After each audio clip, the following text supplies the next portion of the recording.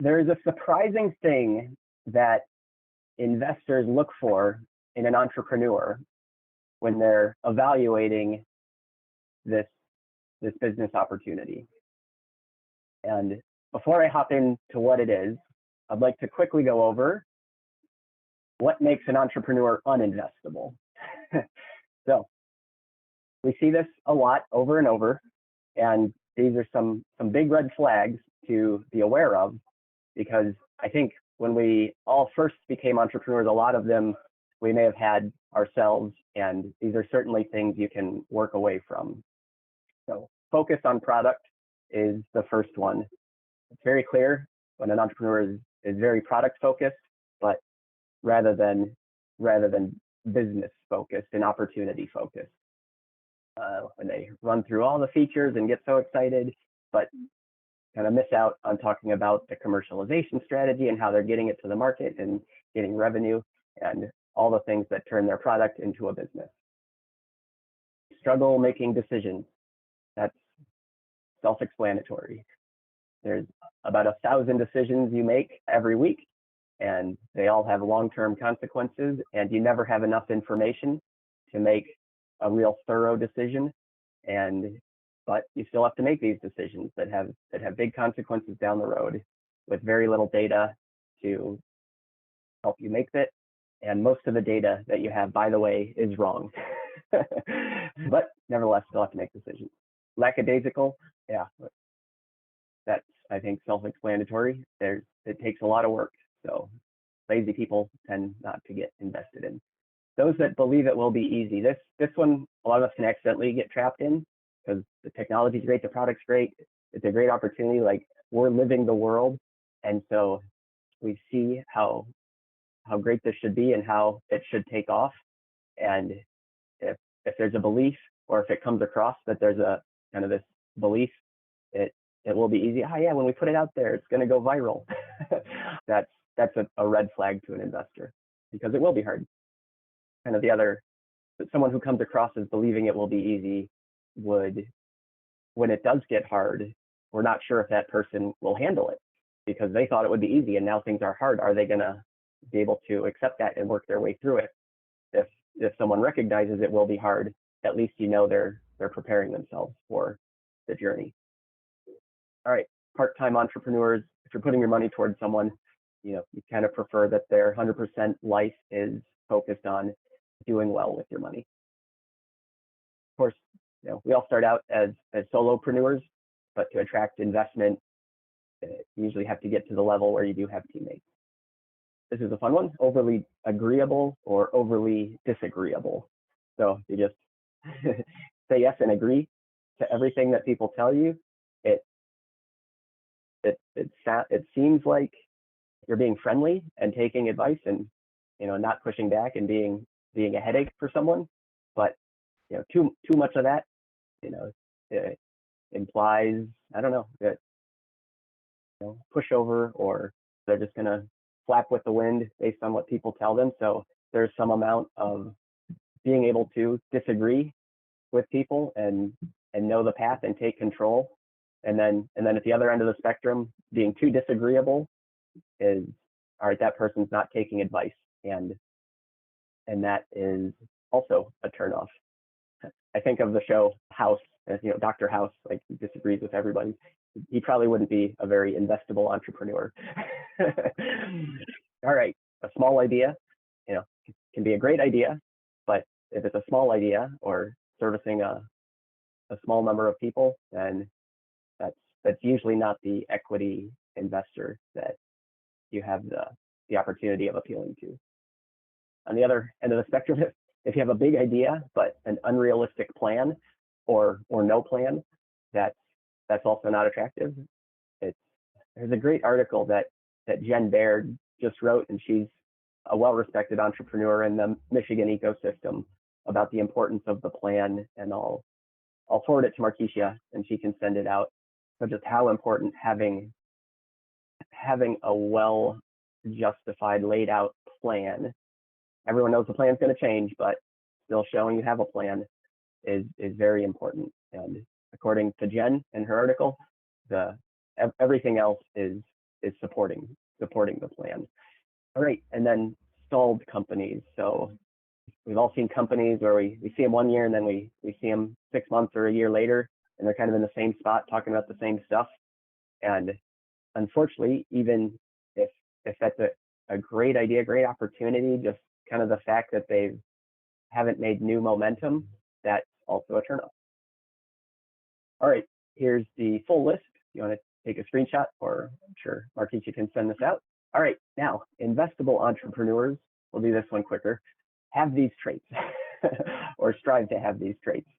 And I'd say at first glance, a lot of these look like innate parts of someone's personality and character, and they're kind of unchangeable, like you either have it or you don't.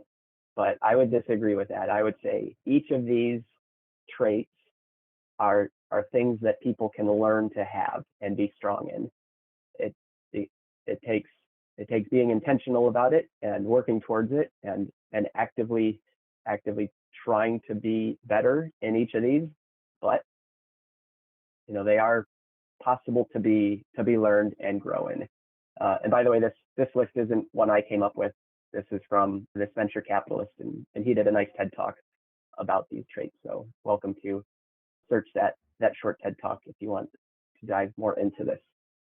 Okay, so the thing that's missing, that was kind of the surprising one, is an entrepreneur's ability to give a great pitch.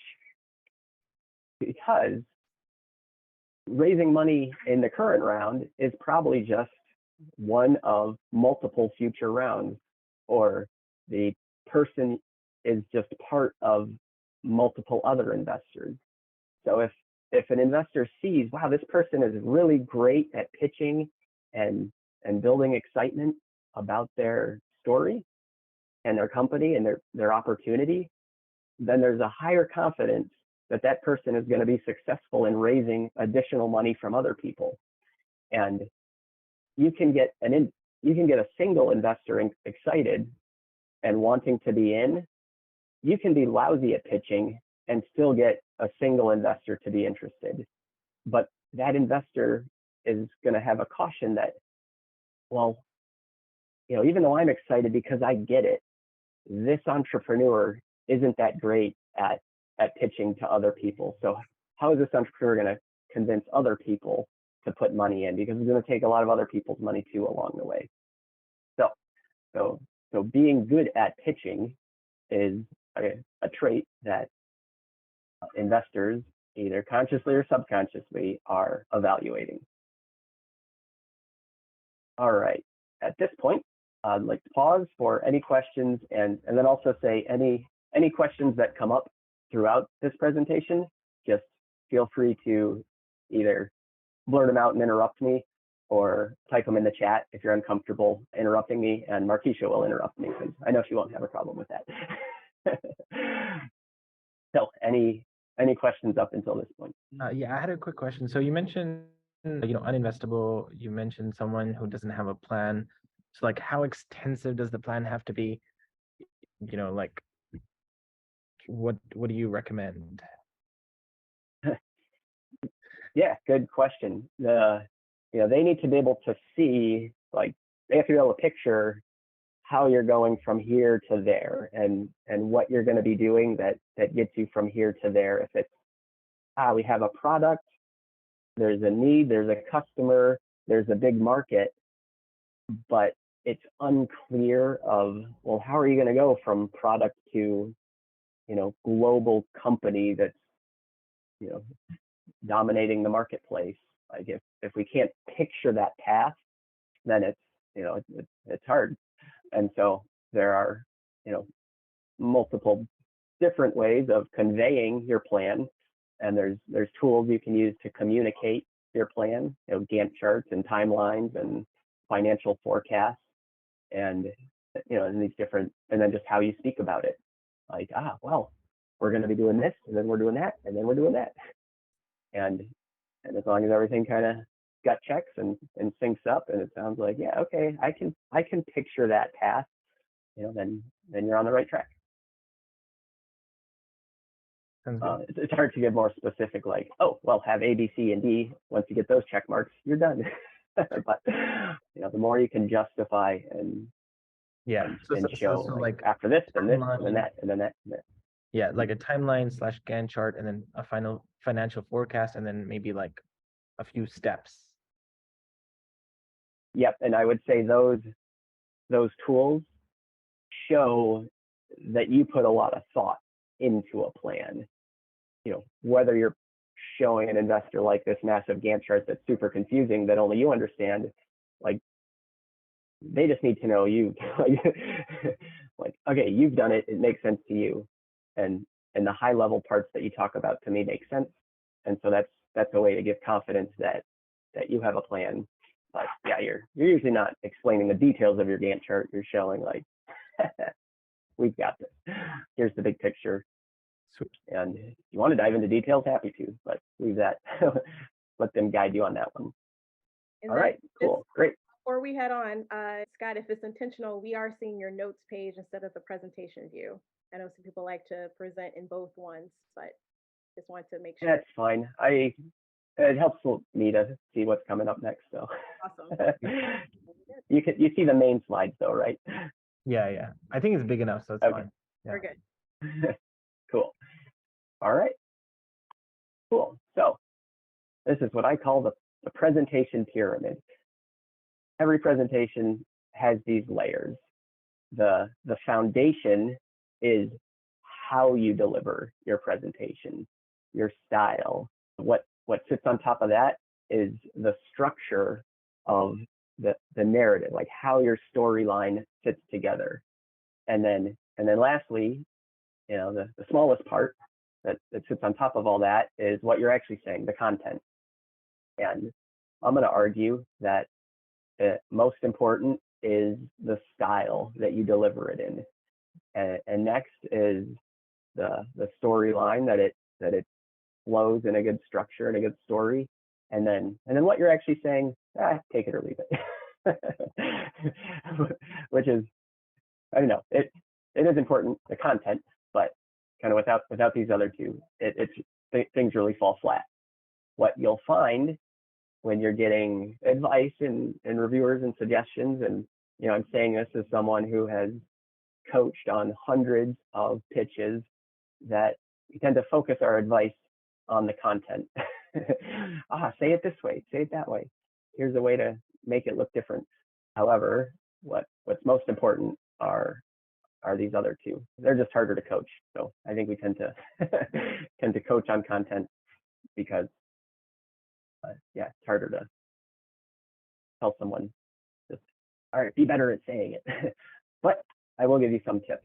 So style, the biggest thing with style and putting together your really any presentation is thinking about this goal.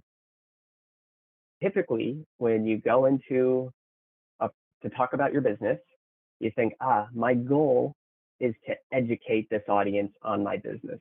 That's kind of where most entrepreneurs approach their investor pitch is, all right, I gotta educate the audience on my business. And I'm going to say now that is not the goal. When you have that as your goal, you go into way too much detail, try to fit everything in, talk about features 7, 8, 9, and 10, and chase different tangents and rabbit holes in an effort to educate the audience on your business. What is the better way to think about your investor pitch is that the goal is to build excitement about your business opportunity. And so when you have that as your goal of creating your presentation, you'll do things like simplify and make things easier to understand and leave out details and focus on main points. And you'll focus on how you deliver it. So this is probably the number one takeaway, is that the goal of a presentation, and I'm going to say any presentation, even this one, like my goal is to build excitement around this topic for you guys. It's to build excitement. And, as a part of that, showmanship matters. Who would you rather listen to? The guy on the left or the guy on the right? And as far as techniques on, how to be a good showman, some things to think about. One, this is not about being inauthentic or fake or like a commercial. It's like you still have your authenticity. You're just putting your best foot forward. You're reminding yourself of this amazing opportunity that you found yourself in. And, when you're in a day-to-day and you're, dodging punches left and right, you can forget that, like, wow, what you're doing is really amazing. So, often I'll remind myself of that before going on stage. Like, oh, I can't believe like doing this. Like, build up that internal excitement so that it resonates as you speak about it. There was a pitch competition a few years ago where there was a tech startups in Michigan competition called Accelerate Michigan, $500,000 top prize. And the company that won was Vonza, that makes chickpea pasta. They won this technology competition for pitching, $500,000 top prize. Now that, is kind of like a joke now in the ecosystem, like, God, chickpea pasta company won the best, tech competition. But I'll tell you what, those guys, they resonated excitement for what they were doing. And they were like just talking to them, like, got you excited about chickpea pasta and this opportunity and how they were going to dominate and take over and be on all the shelves of everywhere. And so I kind of say they were deserving of the win just for how enthusiastic and passionate, how excited they got everybody about it. And it worked. They got the judges excited about it. One other kind of tip you can do with, showmanship is practice different styles. So, right now I'm going for a more conversational style. There's different kind of styles and characters that are still yourself, but do you want to be intense? Do you want to be like empathetic? Like what's the kind of that on stage persona that's like still yourself, just like the way you deliver it? And you can practice, try different things and see what's right for you. All right, cool. So next comes structure. Disney, DreamWorks, Pixar, they all know the importance of story structure, and you should too. Some of you may have heard, for example, the hero's journey is the story structure that basically every Disney, DreamWorks, Pixar, and movie follows. And there's specialists and there's consultants that help writers that how do we craft this story, make sure we're getting in the right parts in the right order. And this is they all start out at home. Moana's on her island, and Luke Skywalker's at the farm, and Harry Potter's in his aunt and uncle's house, and Frodo, Lord of the Rings, is in his little hobbit neighborhood. And then they all get this call where they go off on an adventure, but at first they resist it, like they don't want to go. No, this can't be for me. And Moana, I'm not going to do it. I'm not going to go on this adventure. But eventually they do, and they cross that threshold into the unknown, and they meet with mentors and guides, and they face challenges along the way. And then finally there's this big battle, and Luke Skywalker's battling Darth Vader, and Moana's battling the big lava dragon, and Harry Potter's taking down the Voldemort. And then at the end, they all return back to home, being now a changed and transformed person. And there's the story structure of every movie. So pitches also have a structure, and there's different structures, but kind of having something that flows well and connects helps just bring out the impactfulness of it. You'll see a lot of kind of pitch templates, and it's basically like, here's the list of topics to have. And if you just kind of follow a lot of those, like, now we're talking about go-to market strategy. What's next? Oh, now we're talking about team. Oh, what's next? Oh, now we're talking about market size. Oh, now we're talking about financials. And there's no kind of connection, no storyline arc. So, all that really helps bring out the impactfulness of a presentation. Cool. Okay, now on to content. Biggest piece of advice I can give on this topic is keep it simple, stupid. This is like the 10-minute taste of what you're doing, which is big and complicated. So we're not ready yet to dive into details and complex topics. It's keep things simple, from both like what you say, the values you offer, how things work, to your slides. You'll notice I intentionally have made these slides just simple. I know the talking points that I want to make on each slide. I don't need a whole list of outline and a bunch of paragraphs and text and words on the slide for me to make my point. Would you rather look at this nice image and listen to me talk about this stuff, or a slide that's just full of bullet points? I'm gonna say most people would rather have the graphic that represents the main point, and then focus on listening to the presenter make their points about it.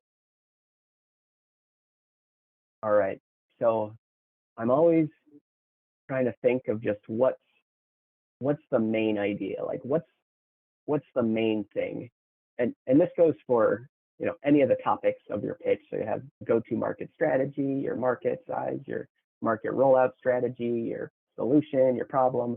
So for each of those areas you're going to talk about, always make sure you know what just the main point is. Like, what's the main point you're getting across?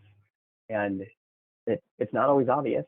Sometimes there's a lot of details to sift through. You're like, yeah, what is the main point of our go-to-market strategy? Like, well, we're going to have a geographical rollout strategy where we focus on Michigan and then expand into the Midwest and then take over the US and the rest of the world. Okay, simple. Now we can talk about how we're going to do that. And so, yeah, you can kind of boil each topic down to a main idea. And if you're able to do that, then you'll be able to give your pitch in a 2-minute format, in a 5-minute, in a 10-minute, when you understand just the main ideas that you want to get across. Everything else is a detail. The metaphor that I like to think about along these lines are, if you're trying to fill a glass jar with rocks and stones and sand, you would first put in the big rocks and then the stones and then the sand. And that's how you're going to fit everything into this glass. If you start with the sand and then put the stones and the rocks in, it's not going to fit.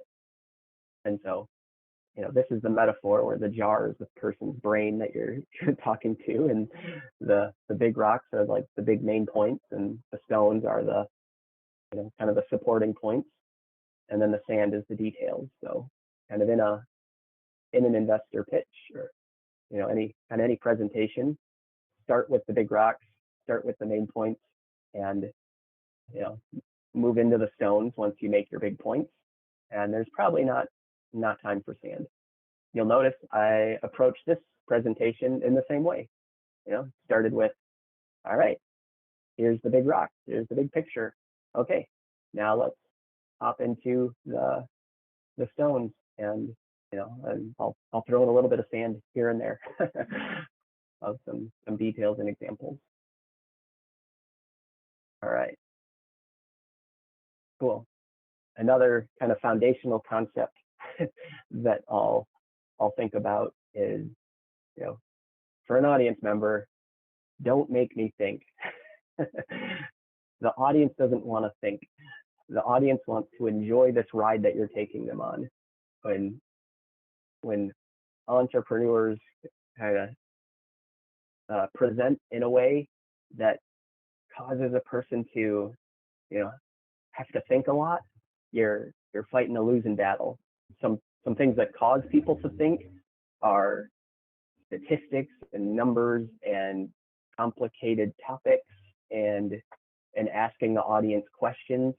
That is a technique, like, who here has done this or that? like, well, now the audience is thinking, and that's kind of slowing down. That's draining the energy. When you present, especially in a persuasive pitch, an investor pitch, you want to keep people in an emotional state of mind. If you can figure people are either in an emotional state of mind or an analytical frame of mind, you want to keep them on the emotional side. When people get tripped into the analytical mindset is very critical and questioning and saying, but this and that, but that doesn't make sense. And is that statistic really, what are the caveats? What's the fine print? So, I really caution people about tripping people into the analytical mindset. For example, a way to do that is to start out with a bunch of statistics and numbers, and that gets people now thinking critically instead of emotionally. Numbers are important. You're going to have numbers in your presentation, but be very cautious with using them.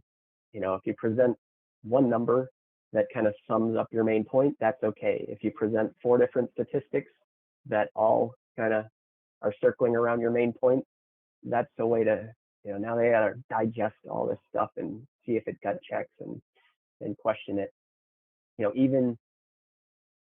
Even things like if it's 23% that you want to present, I would say 1 out of 5, or a quarter of all people. So even when it's statistics, there's simple ways of saying it. Instead of 52%, to say half of all of people do this or that. So there are even ways to kind of simplify the way you speak about numbers and statistics. Here's another concept I like to think about is that speak in a way that shows motion, like, well, we can't be stopped. And I'll give you an example. So sometimes the company will say, here's where we're at today. Here's our current status. We have this developed. We have this team, and we have this product. Here's where we are, and and that presents a snapshot of your business. But you can also say the same thing in a way that implies motion. Like, in just the last year, we've accomplished this and that and the other, and today we're here, and then next we're building out this, that, and the other. And it's kind of saying the same thing. It's just saying it in a way that shows you're moving. That was actually one of the great techniques that Bonza company did in their presentation. They said they showed a slide a year ago. We had no customers, and then they clicked to the next slide, and within just the last year, now we have all these customers, and it showed a bunch of logos. And so that just shows like that they have motion. And so that's another concept I'll think about in certain areas of the presentation. All right, another kind of foundational rhetoric rule. This one's been around since Socrates and all those the godfathers of persuasive presentations, and it's stood the test of time. Nobody knows what it is about the rule of 3, but humans, we like things in 3s. When you add a 4th, it's like too much overload. It dilutes your point. So if you have a list of 5 things you want to say, either see if there's a way to summarize them into just 3 things, or leave off the bottom 2. Just present the top 3 things. For example, you could list out each of you could probably list out a dozen different benefits that your product's going to offer a customer. And if you were to rank them in order, just stick with the top 3. There is kind of a psychology concept that people, their takeaway, like kind of what their takeaway is the average of what you say. And so I think about that in, for example, presenting the team, and like, rather than listing out, the top 5 accomplishments that, a teammate has had in their career, I stick with just the top accomplishment that each person has had in their career. Because when you just say the most impressive thing each person has accomplished, the average is the highest it can possibly be. When you say the next most impressive thing and the third most impressive thing and the fourth most impressive thing, you're just drawing down the average and what people will take away. Another slide, the next time I give this presentation, the next thing I'm going to say is talking about being memorable. So a lot of these points are kind of helping people remember you a month from now, because definitely in a month they're going to forget all the details, but they're going to, you want to make it really easy for them to understand the main thing and be able to retell that to their friend who maybe could really help you out. So for example, all investors know a bunch of other investors, and maybe the investor you're pitching to isn't relevant for, like, maybe what they invest in is just not a fit. Like, you're not a fit for their portfolio. That's fine. That's going to be most of the people you talk to, and that's okay. But that person has a large network and probably knows somebody that is relevant to you. And when they pick up the phone and talk to that person, they're going to boil things down so much. They're going to pitch your company in about 20 seconds. And so the better you can control that simple message that they're delivering, just the more control you have of that introduction. So that maybe that's probably a good thing to ask, like, your different mentors, like, okay, if you're going to go home and tell your spouse about the company you met with today, what would you say? How would you pitch it? Like, how would you tell them? They're like, oh, well, yeah, another company makes products that use UV to sterilize silverware. Like, what's the simple way that they're gonna just kind of regurgitate what you have in the most simplest way possible? Okay, another presentation technique to think about is contrast, and I'm going to show where this becomes applicable. It's this is particularly helpful when you're talking about the current options, the status quo, what's the current way things are done. Like, you're trying to get that to be in contrast to the values that you offer. So, for example, if the best things about your product, like your biggest values, are that you're fast and pretty and cheap, then you want to make sure that you describe you contrast your values with the downsides of the current option. The current way is ugly and slow and expensive, but ours, ta-da, fast, pretty, and cheap. I've used this concept throughout the presentation, talking about uninvestable entrepreneurs, investable entrepreneurs. All right, so yeah, this is just another foundational presentation technique to think about. All right, metaphors and analogies. I'm gonna personally make a claim to stay away from analogies, but I'm a big fan of metaphors. So an analogy is saying, we're like the Uber of hotels, or we're like this. We're like a mix of this and that. We're like a moat that surrounds your building. When you use analogies, saying, we're like this or that, it usually causes more confusion, because people don't know, well, which part of that are you like and which part are you different? Because it's never, the nature of it, you're not exactly like that. You're just, some parts are the same, some parts are different. And it's very confusing for an audience to really understand just which parts are the same and which parts are different. If there's kind of an analogy you've been using, like, we're the Airbnb for sailboats. If you describe if you describe everything to a person and then they say to you, I get it, you're like the Airbnb for sailboats, then you did things well, and you say, yeah, that's right, you got it. But just careful on analogies. Now metaphors are different. Metaphors are when you use language that implies, let me give an example. You can use a metaphor that you're on a journey, and therefore you're going to use the journey as the metaphor. And you could say things like, you know, we're gonna climb up this mountain of an opportunity. You know, we're at the foothills of a mountainous opportunity, and we're gonna climb up and follow this path and take it till we reach new heights.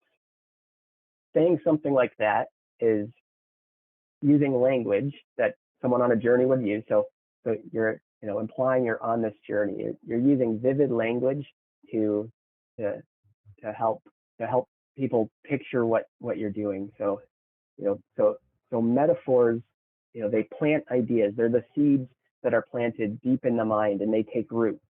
So so just that, like I use the language of metaphor to using. So I'm comparing ideas to seeds. You'll see a lot of war. It's more about like the language that you use. So war, the language of war can often be used in marketing. Like, we're gonna set up a beachhead and take out our competition and set up a front and attack this target market. That's using the language of war. So so then the war is the metaphor, that you're using that type of language to describe your thing. And so kind of be intentional and try not to mix metaphors. Like, we're gonna battle on this front and then climb up, and then reach new heights on this journey. Like, careful not to mix metaphors, but when you use metaphor in how you speak, it can be really powerful. And the point is to be intentional about it. All right, cool. Okay, so almost to the last part. Perspective is you can tell the story of the Little Red Riding Hood from different perspectives. You could tell it from her perspective, or from the grandmother's perspective, or from the wolf's perspective, or from just some neutral third-party observer up above. Little Red Riding Hood. I was walking along, and then this wolf came at me, and he scared me, and then I came in, and I saw my grandma there. That would be telling Little Red Riding Hood from her perspective. Or you could tell it from the wolf's perspective. I was really hungry, and I saw this girl walking through the woods, and she had a red cape, and I decided to find out where she was going, and then I ate her grandma. So you can tell your story from different perspectives, and it's and this, particularly in an investor pitch, I always recommend describing your problem from the perspective of the paying customer. So paying customers, like, put us in their shoes, tell the story, tell us about the problem from their view. Last kind of like foundational storytelling trick is to start strong. I put this one last because it's, in my mind, it's kind of like the least important, but it's still important. So a lot of times, presentation comes up and the person says, "Hi, I'm so-and-so. Nice to be here today. Thank you for having me. Today I'm going to talk to you about this, my company. Here's, a little sneak peek of what we do." That's just kind of like, at that point the audience is thinking, is this going to be an enjoyable presentation where I can sit back and, I know I'm going to, like, is it going to be a draining, like, they're going to just draw this out. When you start strong and, like, forget about your intro, just like, can you believe that there are 8 million people who struggle with this problem? When you just, like, watch any TED Talk, like, they just start out with something that, grabs your attention and lets you know that this is going to be something interesting to listen to. My attempt at this was like, there is a surprising thing that investors look for in an entrepreneur. So, like, what's just the starting point that draws people in? Kind of how this applies to a pitch. Structure is first provide the background information that people need to first understand about the world in order to really appreciate your idea, and then reveal your big idea. And then after that, build excitement. So, this is the big rocks. Like, the big rocks point of view, this is the structure to go for. The in order to be impressed by what you have, they kind of first need to know some things about the world. A substructure within background, all right, identify the customer. What's their problem? What are the current options they have to solve that problem? And why do those current options suck? That tees you up nicely to now reveal your big idea, which is, here's the gist of what it is, here's the benefits that it offers, and here's how it works. And see, I put how really small because that's like the least important of them. How is just kind of satisfying curiosity. It's like scratching an itch of just, here's the gist of how it works. But, benefits, that's what people want to hear. Presumably these benefits are in direct contrast to why the current options are no good. And sometimes it takes some iterating to make sure you're highlighting the right benefit that contrasts the downsides of the current way. And then this build excitement, the substructure is the past, present, future. Here's what we've done so far, and we've accomplished these things. Here's where we're at today, and here's where we're headed next. Here's the market we're going after, and our strategy for getting customers. So it's kind of the substructure to have at that point. All right, here it is all in one. So with that, I thank you and welcome any questions.